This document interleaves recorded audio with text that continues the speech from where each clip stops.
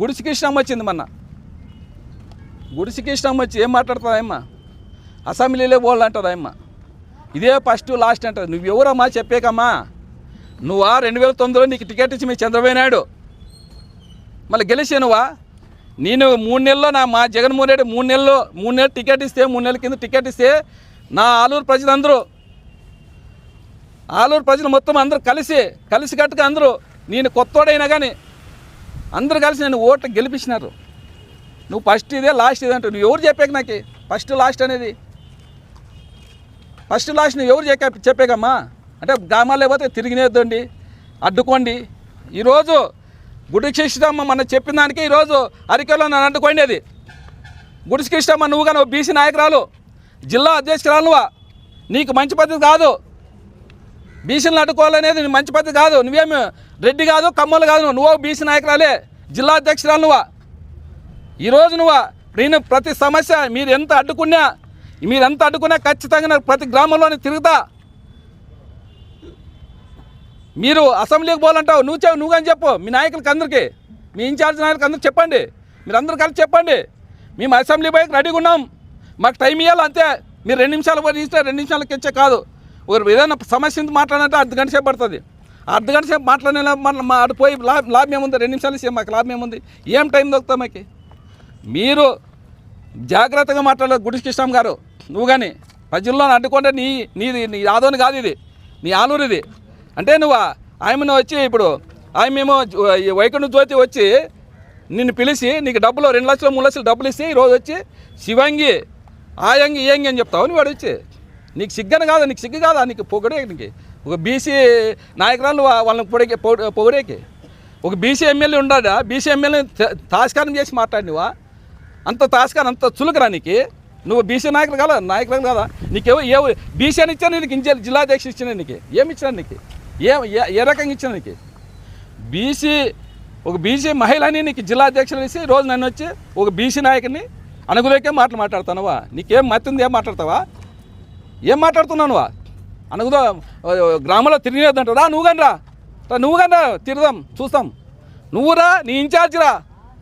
మీరు పోలీసులు రాకుండా, నేను పోలీసులు లేకుండా వస్తాను, మీరు పోలీసులు రాకుండా ఎవరు చెత్త ఉందో తెలుస్తుంది గ్రామాలకి. మీరు డిపార్ట్మెంట్ ఎవరు పెట్టుకోద్దండి. డిపార్ట్మెంట్ పెట్టుకునేసి ఎవరు రారు మీ తాకి. డిపార్ట్మెంట్ రాండి, నేను వస్తాను, మీరు వస్తారు. ఏ సమయం ఆయన 12,000 కోట్లు 8 కోట్లు వేలు తెచ్చింది, 12,000 కోట్లు తెచ్చిందట ఆయమ్మ. గుడికిష్టం ఏడా ఖర్చు పెట్టింది ఆయమ్మ? ఎక్కడికి పెట్టింది ఖర్చు? రా చూపిస్తురా. యాలూరులో యాడ పెట్టాం రా. నువ్వు గారు రామ్మా, మన గుడికిష్టమ్మ గారు నువ్వు గారు రా. ఊగినే నోరుందో మాట్లాడేకి రాదు, జొల్లు కూతురు కూసేది కాదు. జగన్మోహన్ రెడ్డి స్లిప్ చూసుకొని మాట్లాడతానంట ఆయమ్మ నోటికి మొత్తం ఎన్నిసేపు అంతా మాట్లాడుతుంటే అబద్ధాలు ఎన్నైనా మాట్లాడచ్చు. నోటికి వస్తే ఎన్నైనా మాట్లాడచ్చు అబద్ధాలు. నిజాలు మాట్లాడంటే చూసే మాట్లాడాలి. అబద్ధాలు మాట్లాడేకి మీరు అన్నీ మాట్లాడతారు అబద్ధాలు. మీరు సంక్షేమ పథకాలు ఇచ్చినామంటారు. ఎందుకు అట్లా అబద్ధాలు చెప్తారు? ప్రజలు తెలుదా మీ సంక్షేమ పథకాలు ఏమి ఇచ్చినారో?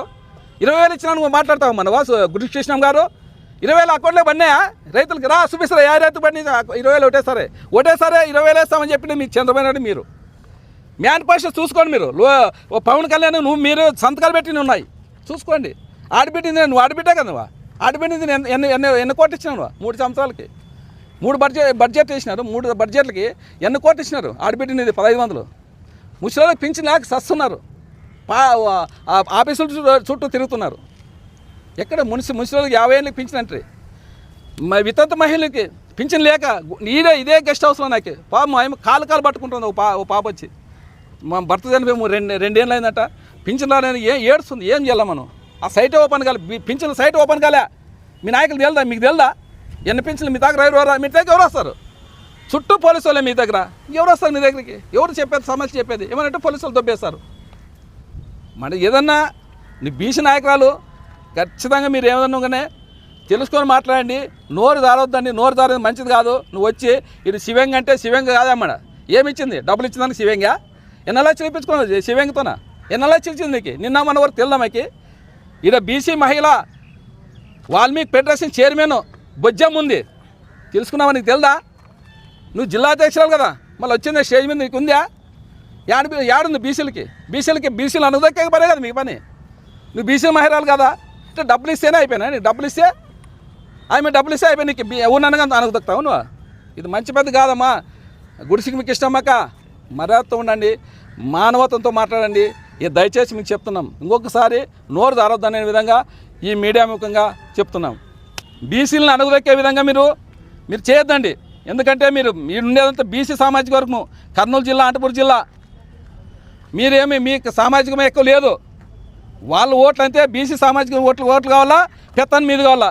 ఎవరు నిలిచావు? ఒక వాల్మీకిని కొడుతువి, ఒక కురువు సామాజికం కొడుతువి, ఎవరు నిలిచావు?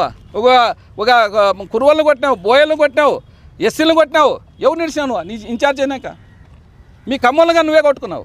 పోనీ మా పార్టీ కాదు, మా పార్టీ వాళ్ళని కొట్టేసి మీ పార్టీ వాళ్ళని కొడుతున్నారు. ఎవరు నిలిచావు? ఎందుకు నువ్వా? అంటే బీసీలో ఓటు మాత్రమే ఓట్లు వేయాల, మిగతాదని మీకు అవసరం లే. మీరు పెత్తని మీరు చేయాల. ఇది ప్రజాస్వామ్య దేశం. ప్రజల్లో మా బీసీలో చైతన్యం వచ్చింది.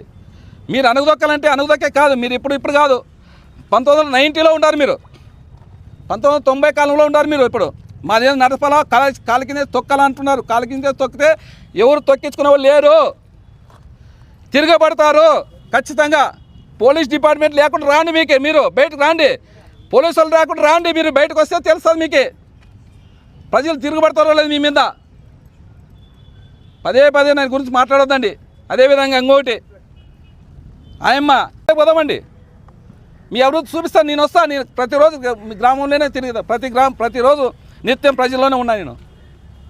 మీరు ఏదన్నా కానీ మాట్లాడేటప్పుడు చూసి మాట్లాడాలి. ఎందుకు మిమ్మల్ని మాట్లాడలేదంటే మీరు అర్థం చేసుకోవాలా.